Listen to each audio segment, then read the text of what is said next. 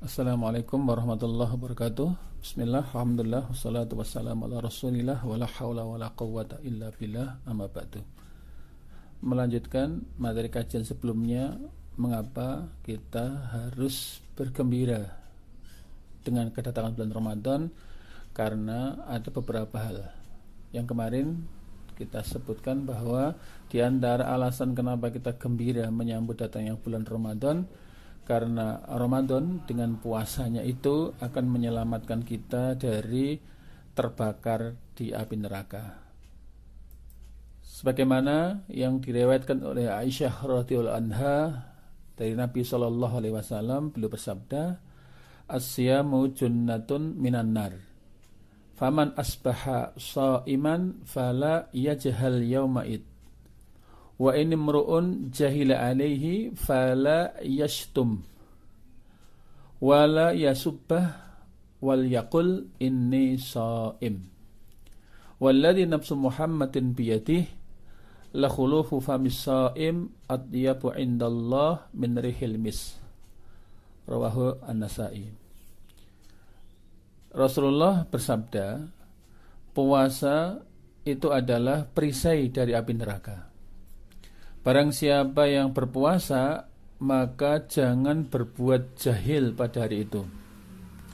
Dan jika ada seseorang yang berbuat jahil kepadanya, maka janganlah ia mencela dan mencacinya. Hendaklah dia katakan saja kepadanya, "Aku sedang berpuasa." Dan demi zat yang jiwa Muhammad berada di tangannya, sungguh bau mulut orang yang berpuasa itu lebih wangi di sisi Allah daripada minyak kasturi. Hadis riwayat An-Nasa'i.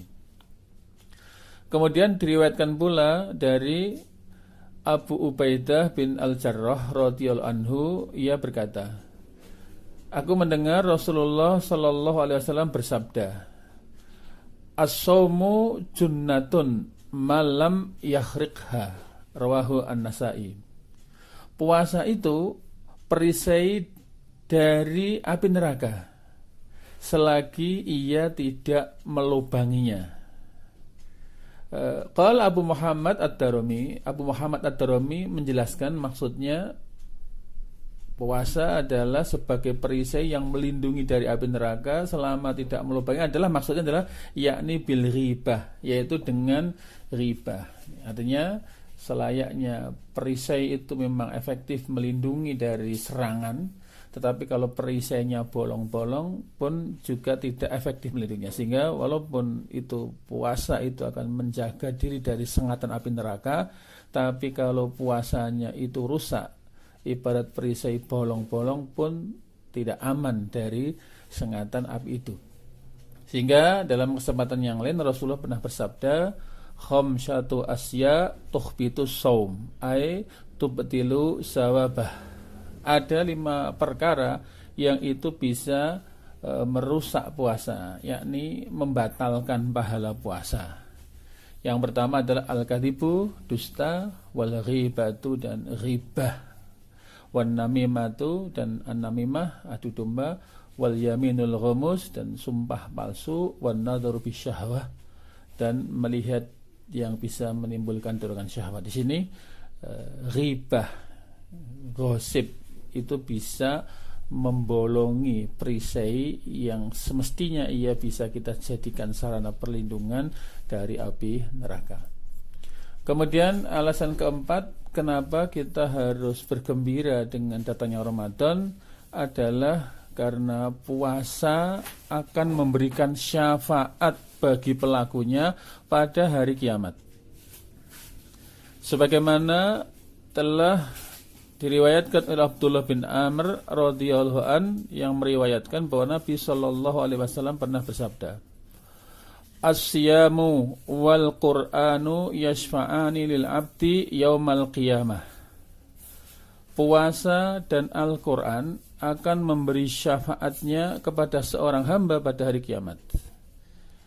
Yaqulu siyam, "Ay Rabbi, inni mana'tuhu ta'am wasyahawat bin nahari fasyafi'ni fih."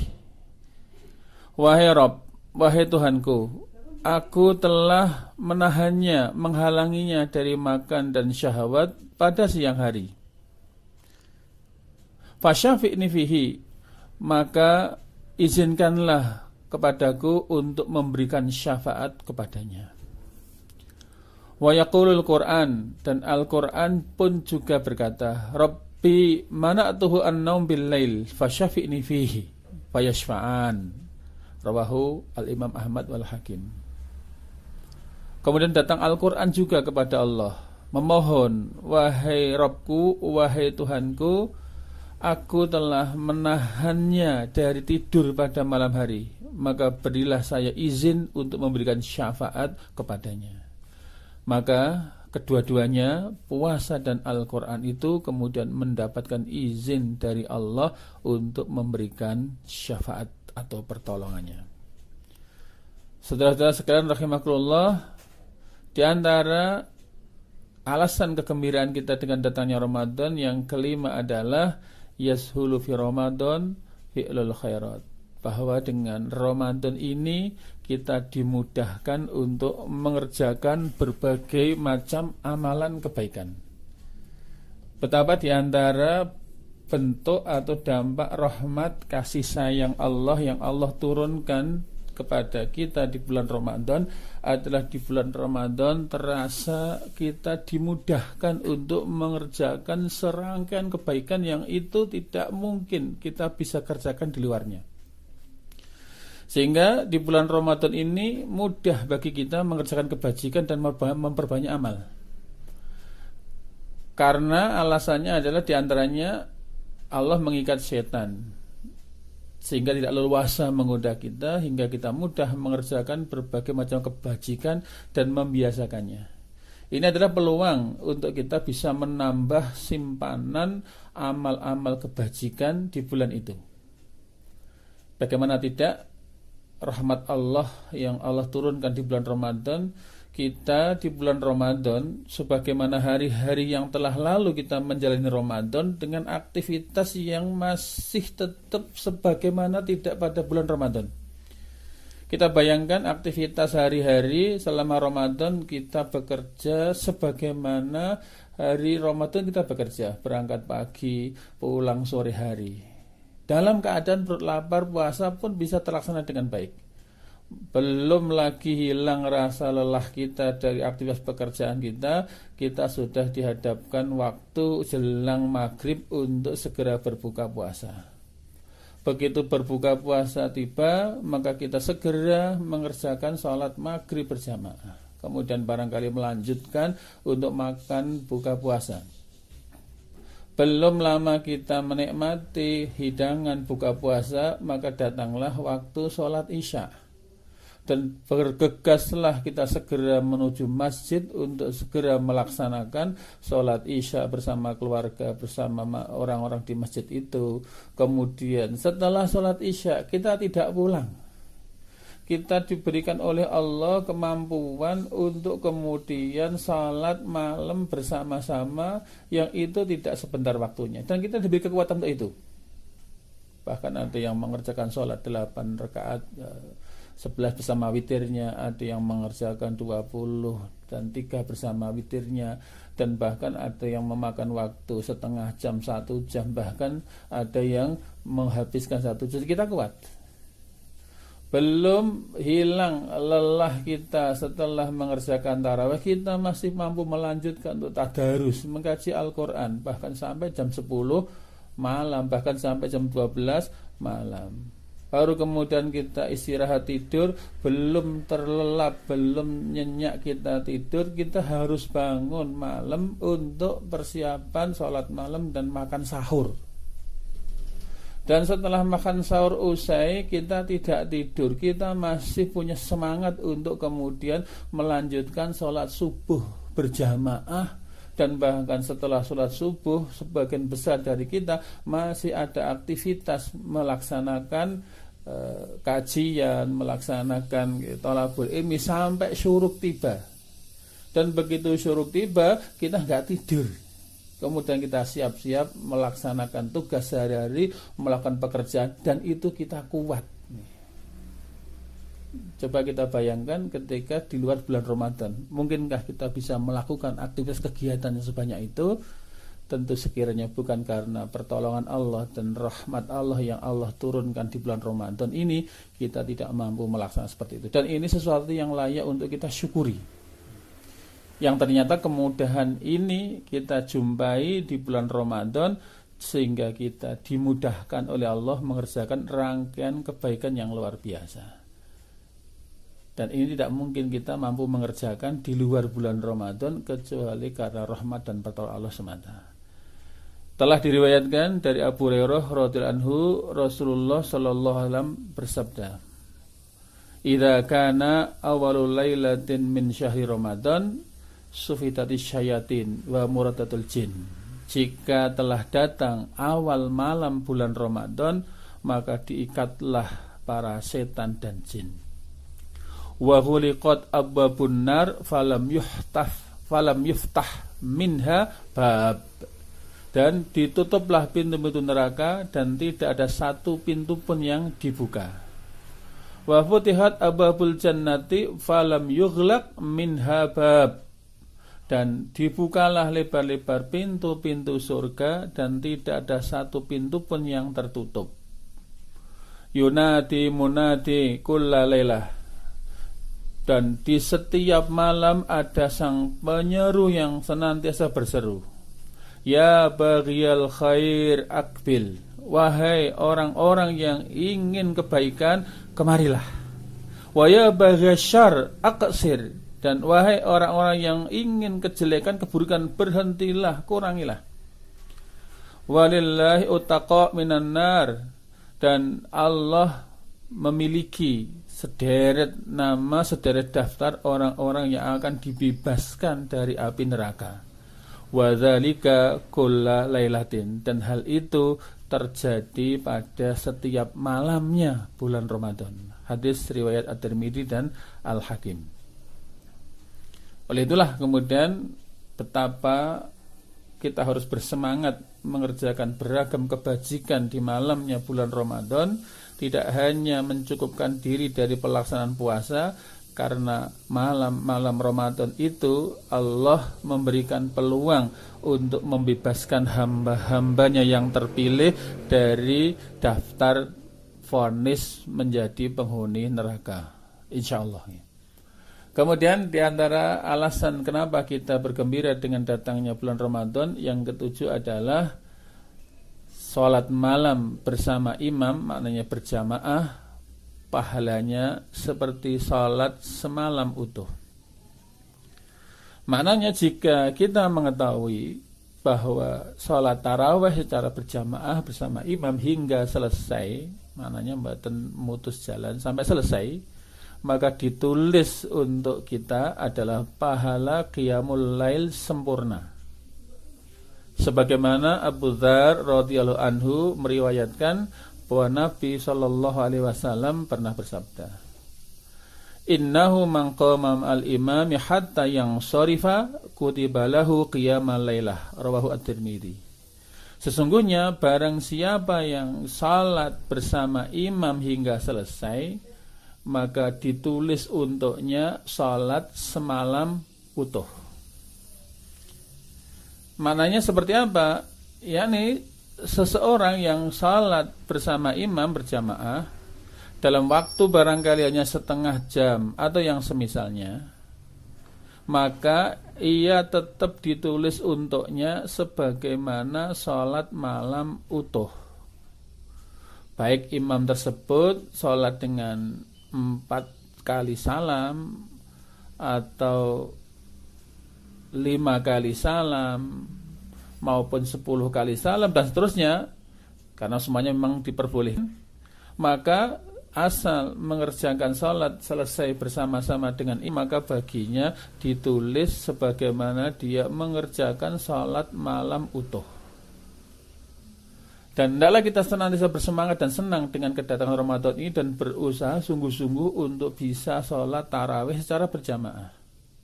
Karena barang siapa yang tidak sholat tarawih, maka seakan dia tidak merasakan nikmatnya di bulan Ramadan ini.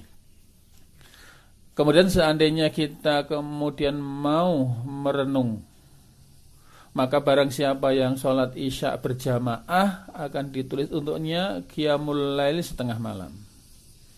Barang siapa yang kemudian sholat tarawih, maka ia ditulis 1 kali sholat malam yang utuh yang lain lagi.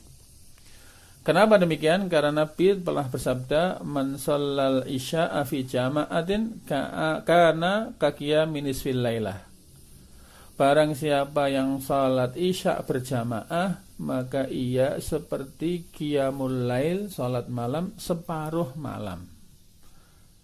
Sehingga apabila kita di malam itu setelah salat isya berjamaah kemudian salat tarawih dan selesainya bersama imam, maka kita pun juga ditulis mendapatkan pahala 1 kali sholat malam utuh yang lain lagi. Inilah diantaranya keistimewaan yang luar biasa. Mananya sholat berjamaah bersama imam bukan sebagaimana kebiasaan orang, misalnya ketika sholat taraweh, begitu selesai dari tarawehnya kemudian langsung pulang. Karena dengan asumsi nanti di rumah dia akan mengerjakan sholat witir, sehingga tidak menyelesaikan sholat bersama imam. Nah, ini yang dikhawatirkan, kita akan kehilangan keutamaan besar dengan amalan yang sederhana. Maknanya kan kita bisa menjumpai bagaimana kemudian kita bisa menerapkan hadis Nabi ini dengan kaidah asal kita salat malam di waktu bulan Ramadan itu selesainya bersama dengan selesainya imam, maka itu sudah cukup bagi kita mendapatkan pahala untuk ditulis sebagaimana salat malam yang utuh. Adapun nanti kita malam juga mengerjakan sholat lagi, itu adalah keistimewaan lain yang juga didapatkan. Sehingga sangat disayangkan bagi kita sholat tarawih belum selesai kemudian keburu pulang tanpa menunggu rampung bersama-sama dengan imam. Saudaraku sekalian rahimakumullah, alasan yang ke-8 kenapa kita diperintahkan untuk senang bergembira menyambut datangnya Ramadan, karena di dalam Ramadan ada 1 malam yang nilainya kebaikan 1 malam itu adalah lebih utama daripada amalan 1000 bulan. Dan bahkan sesungguhnya qiyamul lail seorang mukmin pada malam itu, yakni malam Al-Qadar, lebih utama daripada qiyamul lail 1000 bulan. Maknanya adalah barang siapa yang qiyamul lail pada malam Al-Qadar misalnya 10 kali Ramadan kita jumpai, maka ditulis untuknya pahala melebihi orang qiyamul lail selama 830 tahun. Seakan-akan kita diberi karunia umur yang banyak sekali yang digunakan dalam ketaatan. Lalu bagaimana kita tidak senang dengan malam seperti ini, yang kemudian ini malam diberikan, dihadiahkan, dikaruniakan Allah kepada kita? Maka selayaknya lah kita menjadi seorang hamba yang beriman, benar-benar menunggu-nunggu kesempatan baik agar Allah panjangkan umur kita hingga kita menjumpai malam istimewa yang itu akan memiliki keutamaan mendongkrak kadar kebaikan yang kita jadikan sarana untuk bersiap berbekal menghadap Allah Subhanahu wa ta'ala. Di antara alasan juga kenapa kita diperintahkan bergembira dengan datangnya Ramadan adalah karena umroh yang dikerjakan di dalam bulan Ramadan memiliki nilai seperti pahala berhaji bersama Rasulullah sallallahu alaihi wasallam. Hingga di antara keutamaan Ramadan yang barangkali ini menjadi bagian dari doa salafus saleh kepada Allah Azza wa Jalla selama 6 bulan sebelumnya agar mereka disampaikan hingga Ramadan adalah di dalam Ramadan itu ada 1 jenis amalan yang istimewa, yakni umrah. Yakni 1 kali umroh di bulan Ramadan nilainya sebanding dengan haji bersama Nabi Sallallahu Alaihi Wasallam. Tentu semua orang sangat berharap dan ingin meraih kemuliaan berhaji bersama Rasulullah Sallallahu Alaihi Wasallam. Dalam riwayat dari sahabat Anas bin Malik radhiyallahu an bahwa Rasulullah Sallallahu Alaihi Wasallam bersabda, "Umratun fi Ramadan ka hajjatin ma'i," rawahu at-Tabrani. Bahwa 1 kali umroh di bulan Ramadan itu seperti haji bersamaku. Maka kita bermohon kepada Allah Subhanahu wa taala agar Allah tidak menghalangi kita dari memperoleh kemuliaan yang luar biasa ini. Dan kita berharap agar di situasi yang seperti ini Allah berikan rahmatnya, Allah curahkan karunia-Nya agar kita mampu melaksanakan ibadah umroh di bulan Ramadan ini yang kita sangat berharap karena pahalanya adalah sebagaimana pahala haji bersama Rasulullah sallallahu alaihi wasallam. Yang ke-10 adalah as-siyam yukaffiru shaghair dzunub. Bahwa puasa di bulan Ramadan ini adalah efektif menghapuskan secara otomatis dosa-dosa kecil. Di antara keutamaan Ramadan yang lain adalah bahwa puasa di dalamnya menghapuskan dosa-dosa. Sebagaimana sahabat Abu Hurairah radhiyallahu anhu meriwayatkan dari sabda Nabi kita sallallahu alaihi wasallam, "Man shama Ramadhana imanan wa ihtisaban ghufira lahu ma taqaddama min dzambihi." Muttafaqun alaih. Barang siapa yang berpuasa di bulan Ramadan karena dasar iman dan berharap pahala dari Allah, maka diampuninya untuknya dosa-dosa yang telah lalu. Oleh karena itulah hendaklah kita bersungguh-sungguh memanfaatkan momentum pengampunan dosa-dosa kecil ini. Sementara dosa-dosa yang besar, maka ada kewajiban bagi kita untuk secara sadar dan bersungguh-sungguh bertaubat kepada Allah Subhanahu wa ta'ala.